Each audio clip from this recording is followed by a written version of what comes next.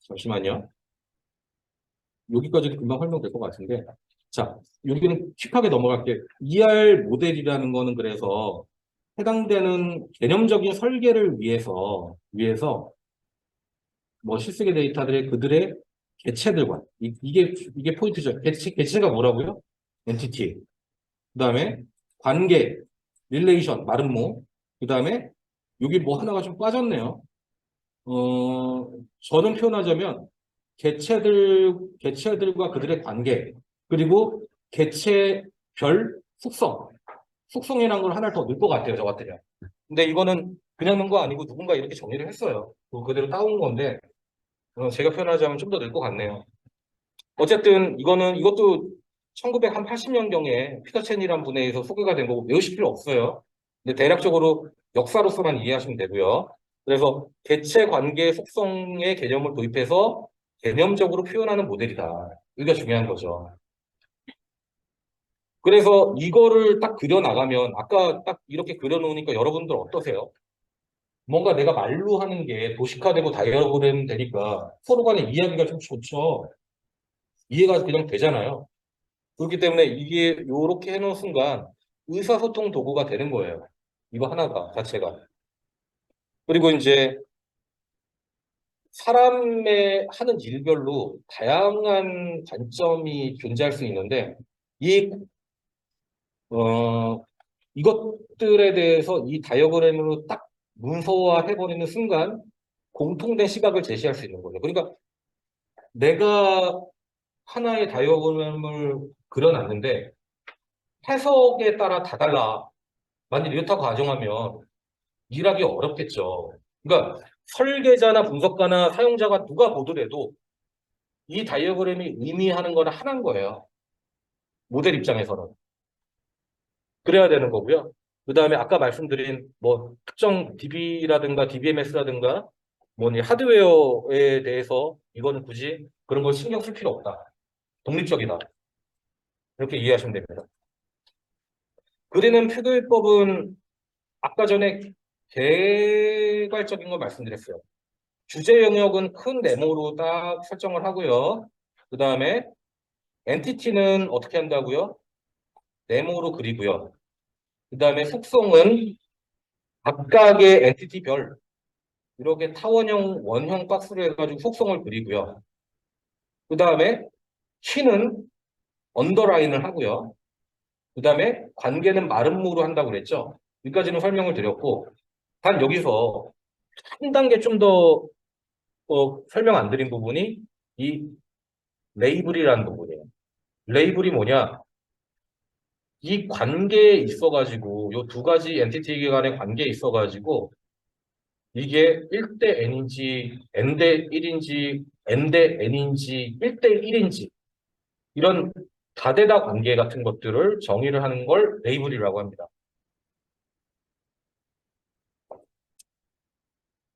어, 내려가서 한번. 자,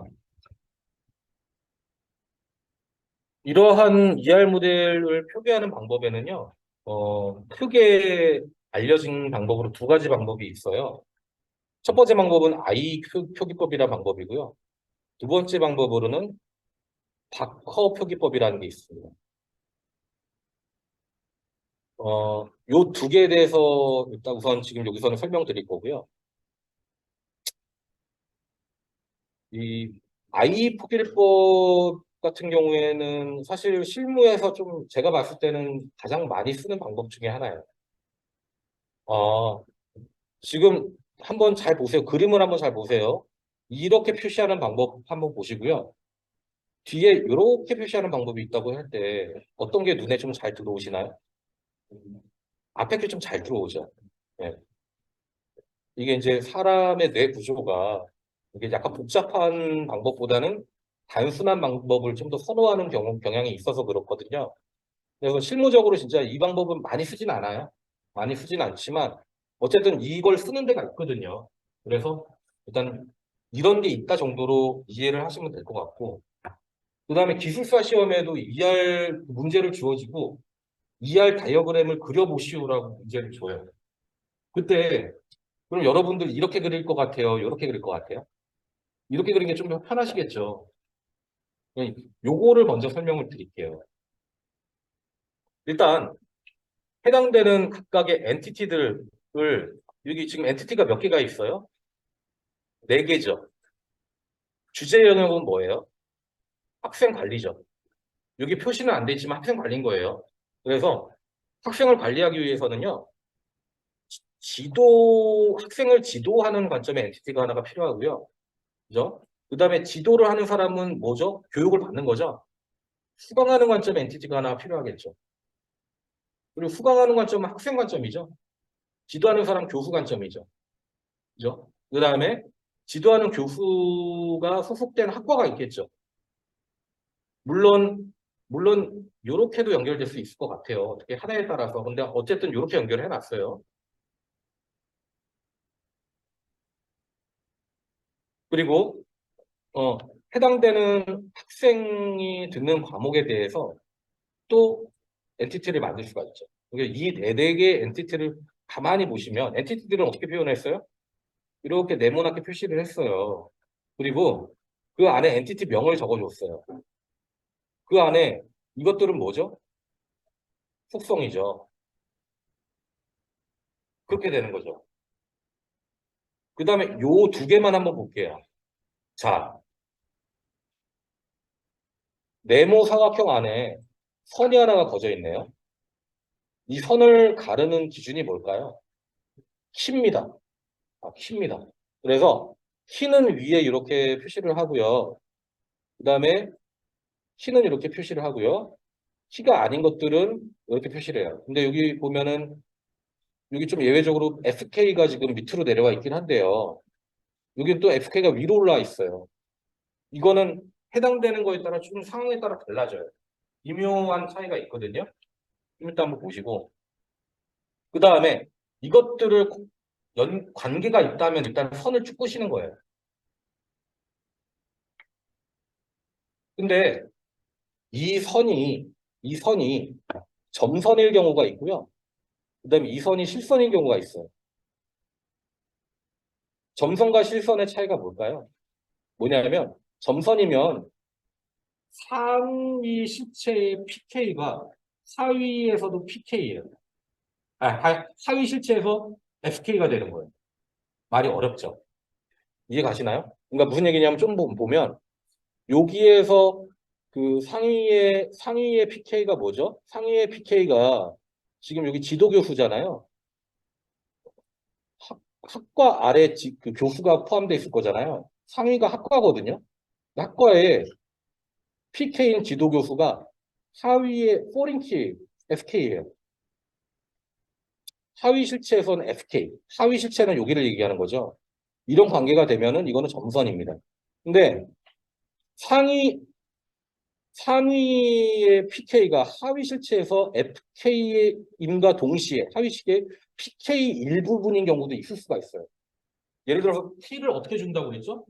T는 유일성과 최소성을 만족시키되 하나일 수도 있고 두 개일 수도 있고 세 개일 수도 있고 하잖아요. 근데 실질적으로 요 케이스는 요거는 포린 키이기도 하지만은 주키기도 한 거예요. 이런 경우에는 실선으로 연결이 된다는 거예요.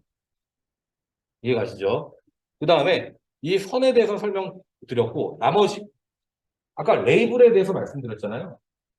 레이블은 1대1, N대1, N대 N 뭐 이런 다대다 기능들을 표현을 하는 건데 자, 요 표시가 뭘까요? 요게 1이라는 뜻입니다. 1. 그 다음에 여기 0대 있죠?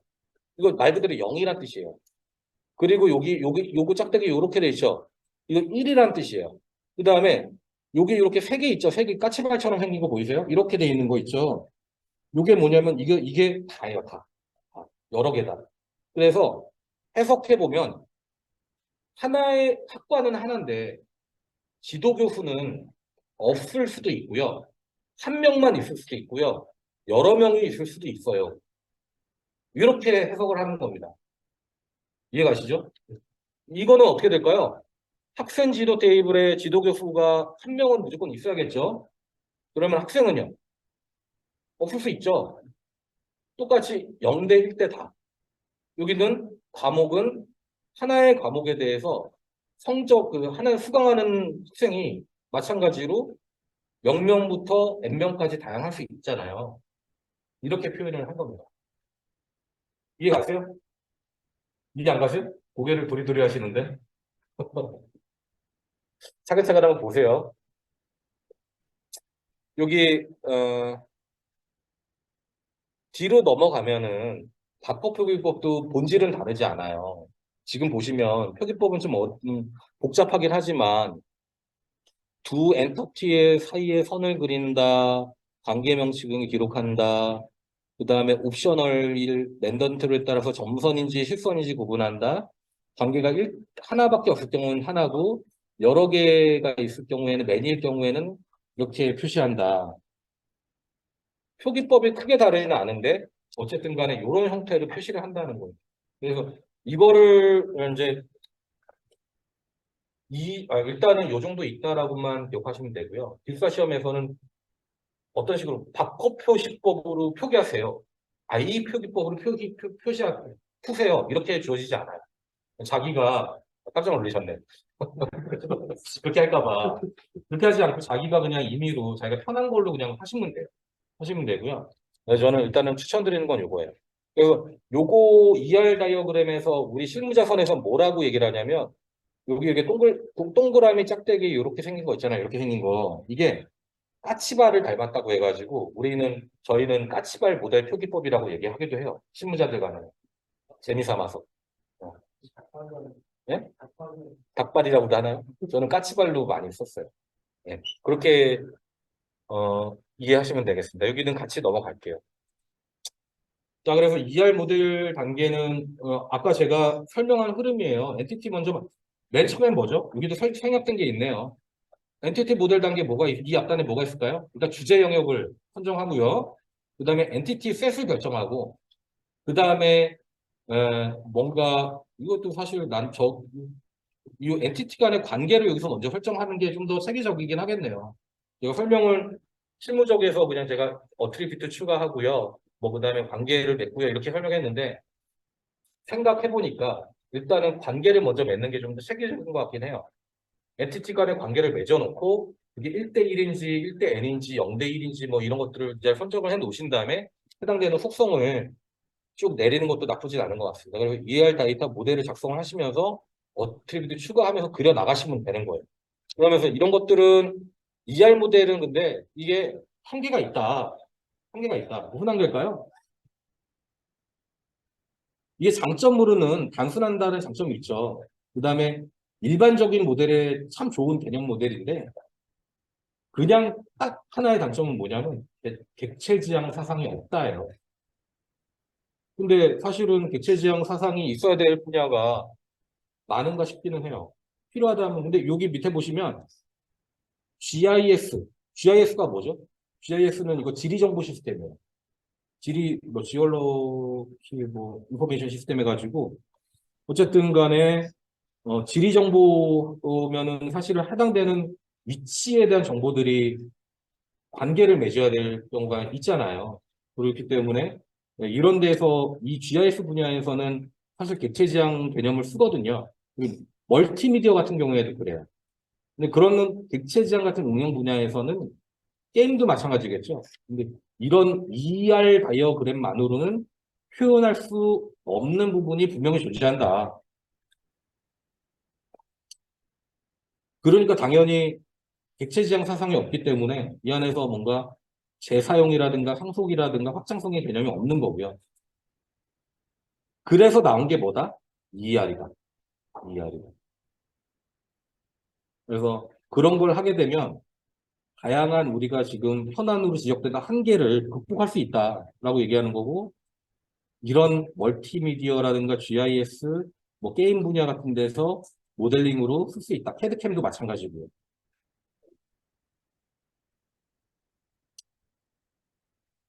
ER 간단하게만 짚고 넘어갈게요. 저도 이 ER 다이어그램은 써보진 않았어요. 왜냐하면 제가 업무를 해본 분야가 주로 처리계 분석계였어서 사실 제가 게이밍 프로그래밍을 한 적은 없거든요. 그렇기 때문에 ER을 실제 써보진 않아서 제가 아주 실무적으로 사례를 들어서 설명할 수는 없고요.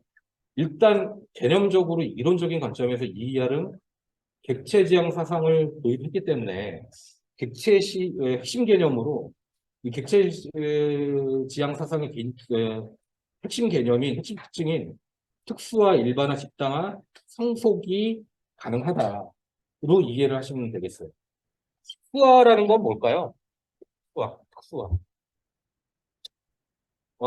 다음 장 그림을 보시면 이해가 가실 텐데, 자, 하나의 자동차가 있을 때 이 상위의 자동차를 종류별로 특수 종류별로 쪼개가지고 자동차에는요 화물차도 있고요, 승용차도 있고요, 레저차도 있어요.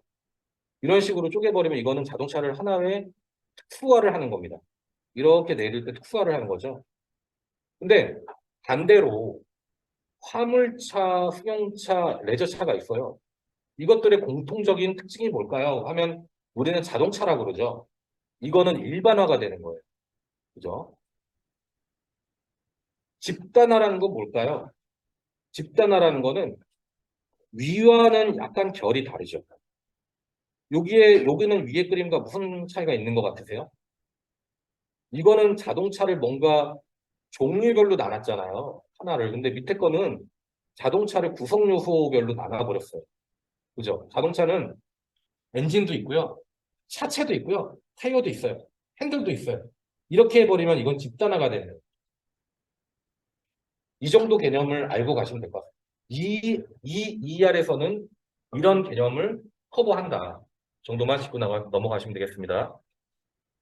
자, 다음 논리적 데이터 모델링으로 넘어갈게요. 방금 전에 이제 ER을 통해 가지고 내가 막 다이어그램을 그렸잖아요. 그럼 이제 모델러들이 이걸 가지고 실질적으로 좀 더 우리가 쓰는 테이블에 가까운 것으로 구조화하는 과정이 필요하고 이게 이제 논리 모델링 과정이에요. 실제 우리 개념 단계에서 정의된 개체 속성 관계. 이게 뭐죠? ERB죠? 이 ERB를 내가 적재하고자 하는 목표 DBMS에 맞게끔 구조로 전환하는 것이다. 이렇게 말을 한 거죠. 이렇게 개념 단계에서 한 단계 더 투레벨로 내려서 설계를 하게 되면 어, 뭔가 개발자들이나 구현하는 사람 입장에서 엔지니어 입장에서 좀 더 디테일하고 명확하게 구현할 수 있게 되는 거겠죠. 그래서 이제 하는 거예요. 근데 뭐 여기 이제 사실은 뭐 당연한 얘기긴 한데 모델링 하는 것들은 왜 필요하냐면 항상 모델링에는 아까 가부 명문이라는 키워드가 따라왔잖아요.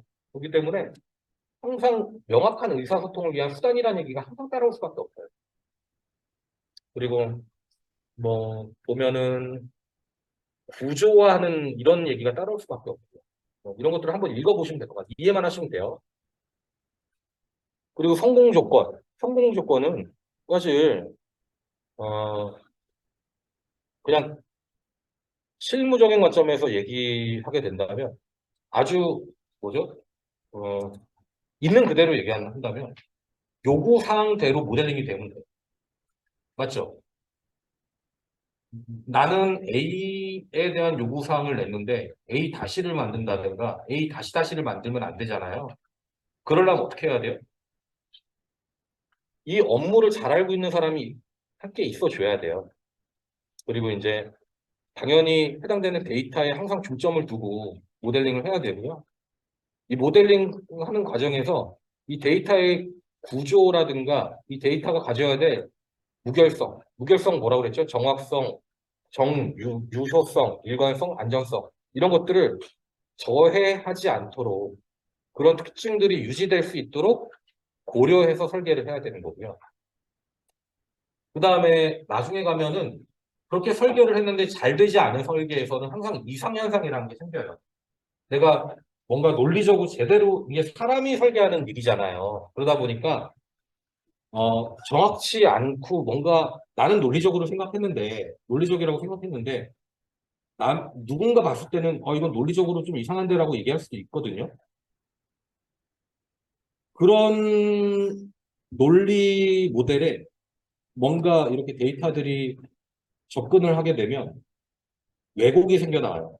내가 의도했던 바와는 어, 내가 의도했던 바가 아닌 이상한 현상들이 생겨나거든요. 그런 것들을 계속 어떤 부분들이 문제가 생기는지 살펴보고 계속 조정을 해주는 과정이 필요해요. 근데 그런 이상 현상들을 없애려면 이론적으로 제시하는 모델은 정규화를 해라. 이렇게 얘기를 하거든요. 그래서 이게 정규화 기법을 적용해서 이상 현상을 방지해라. 이렇게 얘기를 하는 거예요. 그다음에 뭐 해당되는 데이터 사진 구축해라. 뭐 이런 당연한 얘기도 하는 거고요. 다음 넘어가서 논리 모델링 단계에서 어, 뭐 다양한 활동들이 있겠죠. 어떠한 활동들을 많은 활동들이 있는데 이 중에서 중요한 주요 활동들만 뽑아보라면 자 개념 단계에서 뭐가 있었죠? 개체가 있었죠. 개체, 엔터티. 그 다음에 밑에 속성이 있었죠. 그러면 그 논리 모델링 단계에서는 그걸 바톤을 이어받아서 모델링 하는 거잖아요. 그러면은 크게 분리하면 개체에 대해서 상세화를 해 나가야 되는 게 있는 거고, 그 다음에 속성에 대해서도 상세화를 해 나가야 되는 게 있겠죠. 그래서 여기 보시면 속성의 상세화, 개체의 상세화 이런 얘기를 하는 거고요. 그 다음에 해당되는 속성들 값은 하나하나 하나의 칼럼, 우리가 테이블로 얘기한다면, 엑셀로 얘기한다면 칼럼 같은 것들이잖아요. 그런 칼럼 같은 경우에는 정의를 하고 내가 필요한 것들을 쭉쭉쭉쭉 뽑아내면 되는데 그것들 중에서 내가 어떤 것들이 키가 될지를 확정을 하고 그다음에 이것들을 정규화하고 관계를 정립하고 이런 것들은 개체 안에서 통합해서 바라봐야 되는 거잖아요. 그러니까 이 개체라는 구조 안에서는 식별자, 정규화, 관계, 무결성, 정의, 규칙 등을 두루두루 검토하는 활동들을 그리고 정제하는 활동들을 이어나가셔야 된다는 얘기를 하는 겁니다. 여기는 쭉 한번 읽어보시면 아시겠죠? 정규화 부분은 아직은 무슨 얘기하는지 잘 모르실 거예요. 근데 조만간 뒤에 이제 나오기 시작하니까 그때 되면 좀 더 정확하게 설명드리겠습니다. 무결성 규칙정의, 개체 무결성 규칙정의 이거 뭔지 기억하시죠? 우리가 무결성 제약 조건 얘기할 때 개체 무결성, 참조 무결성, 속성 무결성 제약 조건, 사용자 정의 무결성 뭐 이런 것도 얘기했잖아요. 이 중에 개체 무결성이 뭐라고요? 한번 우리 그 리마인드 해보면 프라이머리 키, 기본 키, 그죠? 여기 보면 어떤 얘기 나오죠? 네, 그죠? 개체 무결성 해가지고 뭐 이런 얘기 나오고 참조 무결성도 일단 포함하긴 했네요. 근데 여기 제가 볼 때는 여기 개체 무결성 규칙을 정의한다고 했는데 요 개체라는 말은 사실은 좀 저는 뺐으면 좋겠어요. 그냥 무결성 규칙들을 두루두루 한번 살펴봐야 된다. 그러면서 이 안에서는 그 개체 안에서는 키가 중요하니까 개체의 무결성도 봐야 되고요. 참조 무결성도 봐야 돼요. 근데 그러면은 반대로 얘기하면 요 속성 상세하는 얘기 되게 이렇게 간단하게만 얘기했잖아요. 여기는 무결성 정의 안 볼까요? 뭐가 매핑이 될까요? 사용자 정의 무결성, 그죠? 속성 무결성 이런 거 있잖아요. 그런 거 봐야죠. 그런 거를 또 분류해가지고 여기다가 더 적을 수 있을 것 같아요. 예, 뭐 이론으로 정립한 것도 다 완전치는 않아요. 그러니까 계속 공부하면서 이런저런 고민, 내가 공부하는 개체 무결성이 여기서도 나오면 어떻게 이런 식으로 녹일 수 있을까 고민해 보는 것도 재미난 포인트입니다. 자, 논리 모델로의 전환 과정, 논리 모델링의 전환 과정. 일단은 음, 이걸로 설명을 드리기보다는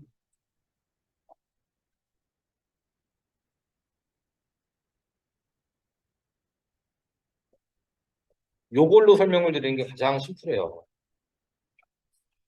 이게 뭐라 그랬죠? 엔티티. 그 다음에 관계, 속성 이렇게 얘기했잖아요. 이 엔티티는 뭐가 될까요? 이게 이제 그 논리 모델링을 하면서 이 부분이 이제 요거는 개념 모델이었죠, 여기는. 근데 여기가 이제 논리 모델링이 종료된 모습이에요. 근데 논리 모델링에서 엔티티가 테이블이 됐죠. 테이블이 됐고 이 엔티티 안에 속성이 뭐가 되나요? 칼럼이 됐죠. 그다음에 요 대부분의 키가 키로 따라오게 되는 거예요, 이렇게. 그다음에 상한 엔티티가 상한 테이블로 되네요. 그다음에 해당되는 속성의 세 개가 상한 번호, 일자, 상한 금액, 상한 번호, 일자, 상한 금액으로 이렇게 따라왔어요. 이 세 개가. 어? 이상하지 않아요? 하나가 더 생겼네? 이거 뭘까요? 관계입니다. 실제 이 마름모에 대한 대부 상한, 대부하다, 상환하다라는 이 관계가 이 대부 테이블과 상한 테이블의 둘을 관계를 맺기 위해서 이 키가 되는 대부 번호를 이렇게 상한 테이블에도 추가를 해주고 이걸 외래 키로 설정을 해주는 거예요. 이해하셨죠? 그래서 다시 앞으로 가시면 테이블 엔티티는 실제 테이블이 된다고 말씀드렸는데 이게 논리 모델링에서 테이블을 우리가 이게 이론적으로 유식하게 이거는 교수들이 그렇게 표현을 한 거예요. 교수들이 릴레이션으로. 그러니까 우리가 최종적으로 업무에서는 보통 테이블, 칼럼, 로우 뭐 이런 식으로 부르잖아요. 근데 교수들은 좀 더 유식하고 싶은 것 같아요. 그러니까 논리 단계에서는 별도로 불러. 왜? 이거는 논리 단계의 테이블에 물리 단계에서는 저거지만 논리 단계에서는 이거야라고 이제 용어를 딱 이렇게 정립을 해 놓은 거예요. 논리적 릴레이션으로 전환한다라고 표현한 거예요. 릴레이션. 그 다음에 관계. 이거 관계 아까 어떻게 됐죠? 포링키가 됐죠. 그 다음에 또 뭐가 있죠? 여기에서 그게 안 보이네. 속성이 안 보이네요. 정규와 수행. 여기는 조금 일단 넘어가고요. 등등 전환 과정. 뭐 정규와 수행하고 트랜지션 검증하고 이거 다 뒤에 나오는 얘기들이거든요. 나오는 얘기라서 하는데 여기서 ERD 검증하는 건 여기서 일단 짚고는 넘어가겠죠. 이게 어쨌든 간에 논리 모델링 들어가기 전에는 뭐 ERD가 제대로 된 건지 한 번쯤은 좀 살펴보고 가는 것도 좋겠죠. 그렇게 되면 여기 들어가 있는 거고요. 근데 여기는 그냥 넘어가야 될 것 같아요. 특별하게 설명할 게 없네요. 자, 다음. 그래서 이 부분에 대해서 조금 더 얘기를 해보고 싶은 내용이 뭐냐면 관계형 데이터 모델이에요. 어, 여러분들이 일반적으로 아시는 요 테이블들 있죠. 아까 교수님들이 뭔가 용어 정의를 따로 별도로 해놓으셨다고 그랬잖아요.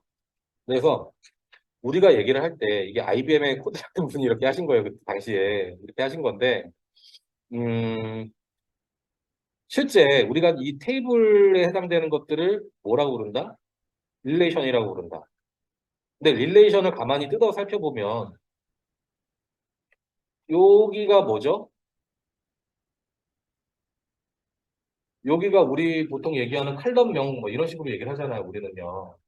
근데 여기서는 조금 우아하게 스킴이라고 합니다. 스킴. 릴레이션 스킴. 스킴이 뭘까요? 스킴. 스키마. 조금 이렇게 함축해낸 용어 같아요. 구조. 구조. 구조를 잡아놓고. 그 다음에 실제 여기 적재되는 요 붕어빵들 있죠.